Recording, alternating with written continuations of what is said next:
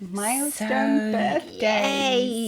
Yay! It's the 20s, the 30th, the 40th. I mean, why are these birthdays? So, why do they cause so much anxiety and dread in certain cases? In certain cases, they do. By the end of this episode, we'll want you to actually be looking forward to your milestone birthday. And be having that feeling of excitement towards them. So, listen to Get Real with the English Sisters. This week. Hello, everyone. Hello, everyone. So here we are today. Yeah, today we're going to be actually talking about milestone birthdays. Because my daughter turned 30.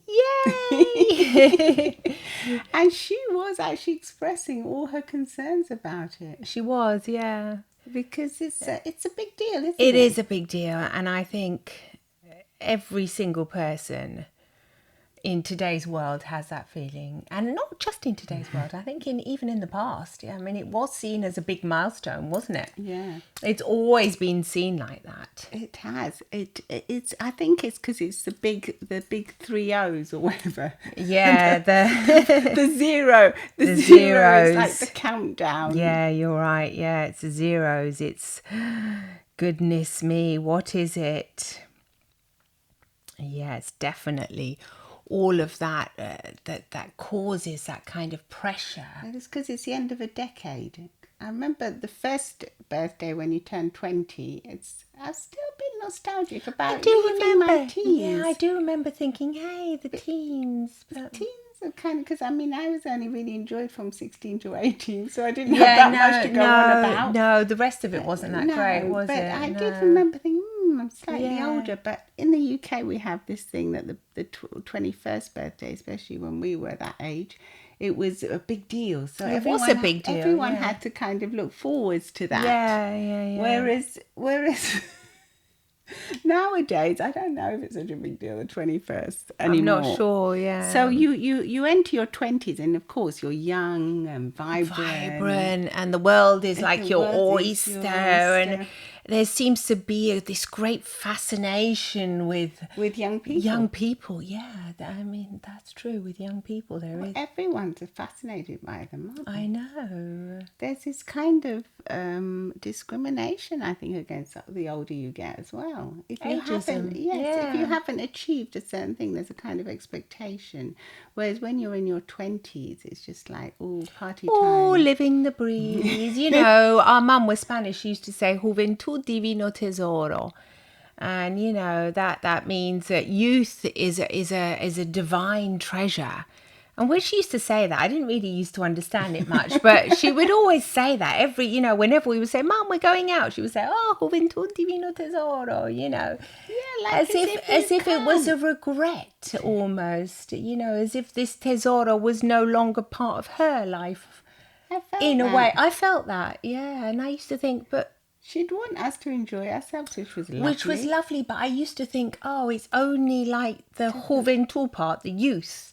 So then what happens with this treasure, this tesoro afterwards? Disappears. I used to think that. It's just like a hint of nostalgia when she would say that. Yeah, so.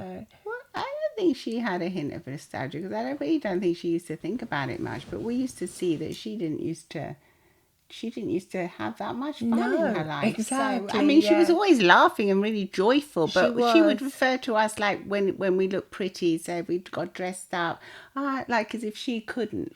Yeah, that's what I meant. Yeah, like with the nostalgia. She couldn't look like that. So it was more, I think, for her, it was more about appearance. Right. Okay, and also about, you know, being able to sort of dance the night away as well. But, and have fun and not have any aches and pains kind of things. And not have to think about things that like the big problems, I think, also. The big problems like that the mortgage and stuff. That affect adults. Exactly.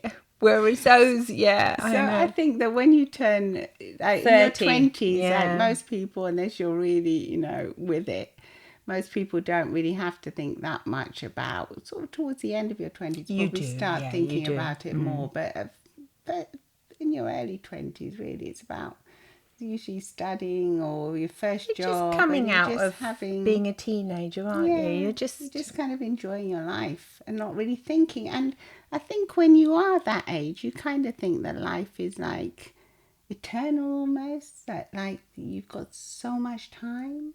And then when the 30s come, when that big milestone comes, you suddenly think, uh-oh. It's a bit of a wake-up call, isn't it? Maybe, I haven't done everything I thought I could have done. That's the thing, yeah. That's, the psychologist Meg J, she was referring to in one of her TED Talks, she was actually saying that turning 30s is a bit like when you're like in your 20s, you're having this lovely game of musical chairs, which is where the music goes on and there are these chairs.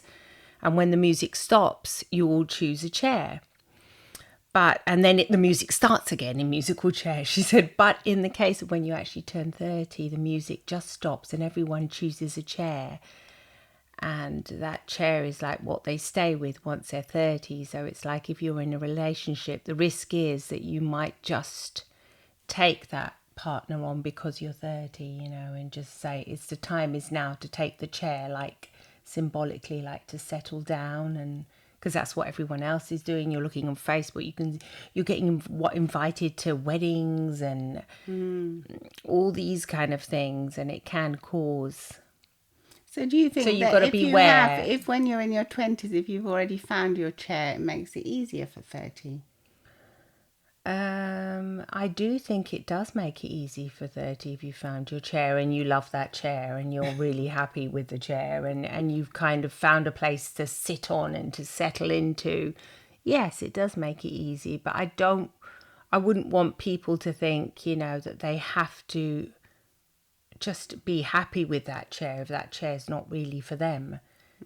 If that's not the right chair. Because I remember that I had the what I would consider the perfect partner, who's now my husband and everything. But I still did think, no, I'm going to be 30. Oh my gosh, it made me read what have I done? What have I done with my career? Life, yeah. Am I at the right place? Have I done enough? All of this. So I don't know if. I think it helps if you have the chair, but I didn't have the house I wanted. Yeah, I know. So I think there's always something.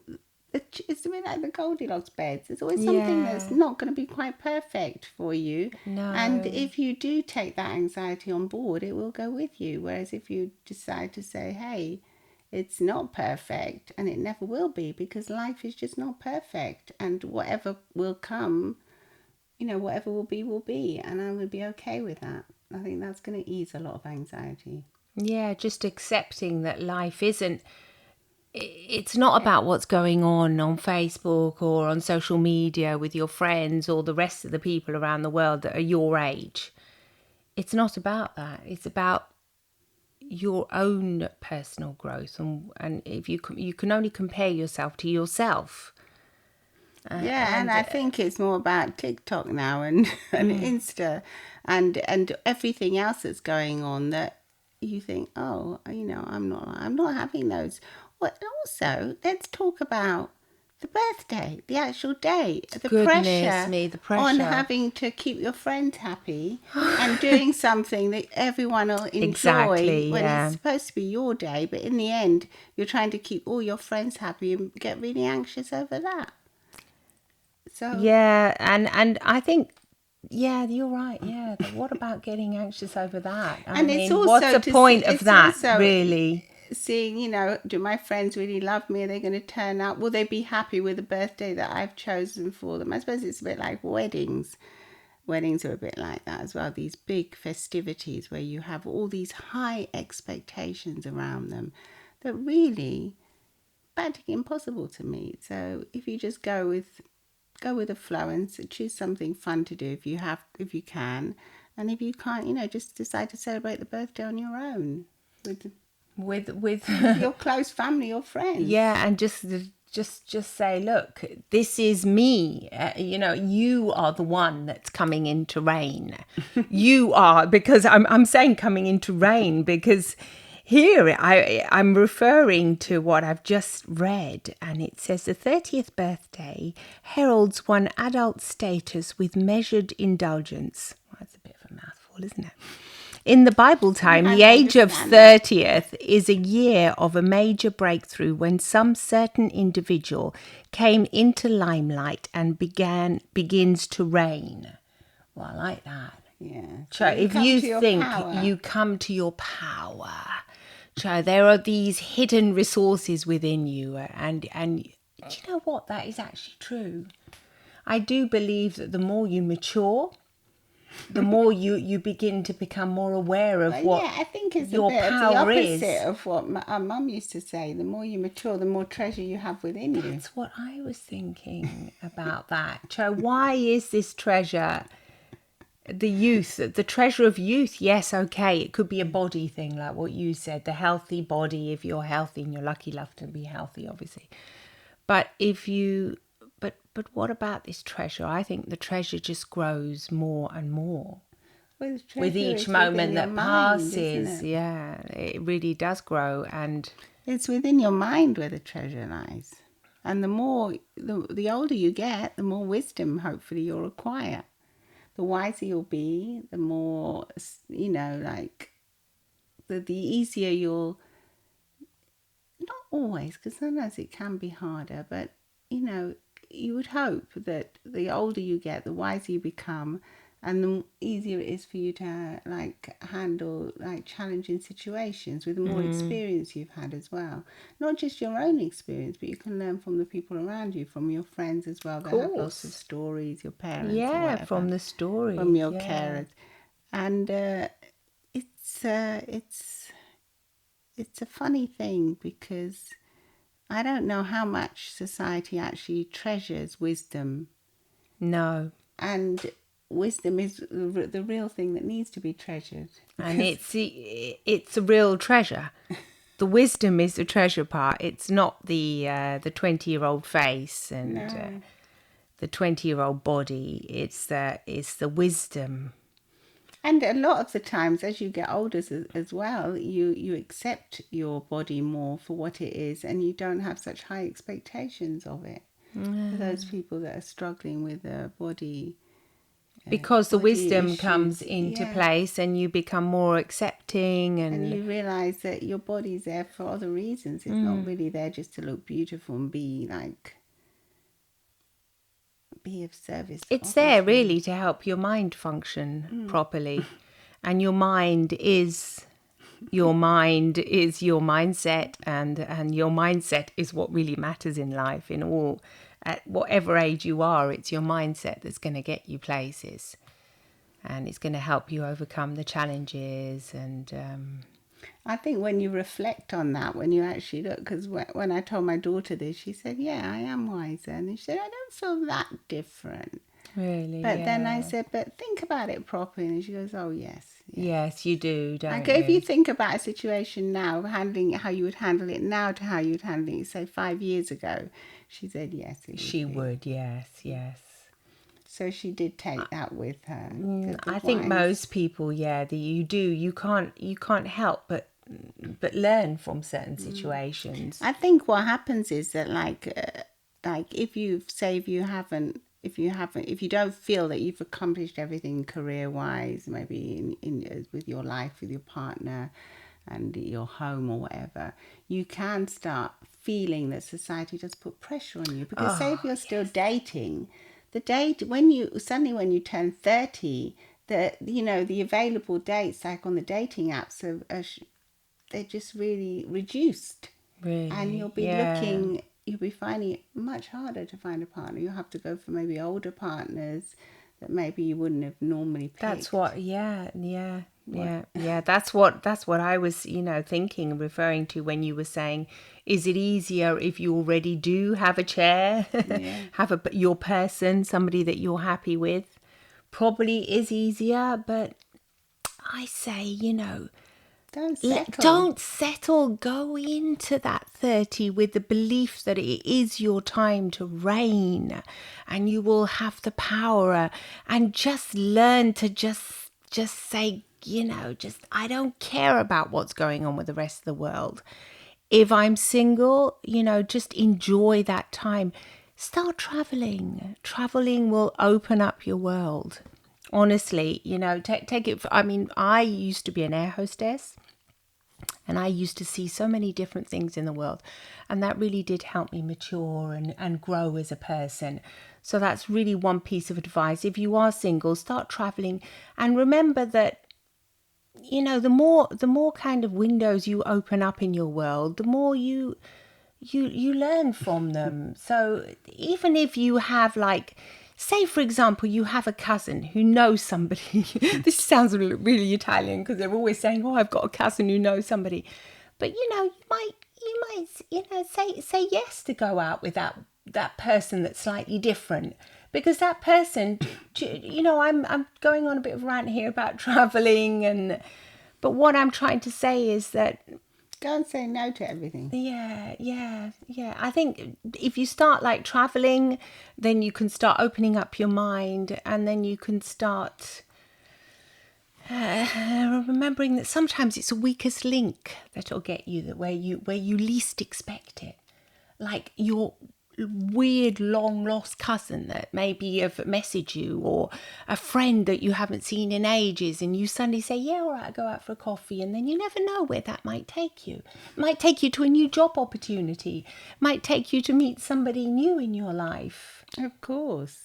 So I think when you're 30, you can make these. Well, you've also got the sensibility to make sensible decisions. So you're not going to do anything that's precarious or dangerous. No. Whereas you could do in your 20s. When you're in your 20s, yes, you could be a little bit more. You're usually wise. Yes, you are wiser. That's what I mean. You are wiser. You can do things that are going to be safe for you. But I don't know. I think that everything in life is how you look at it.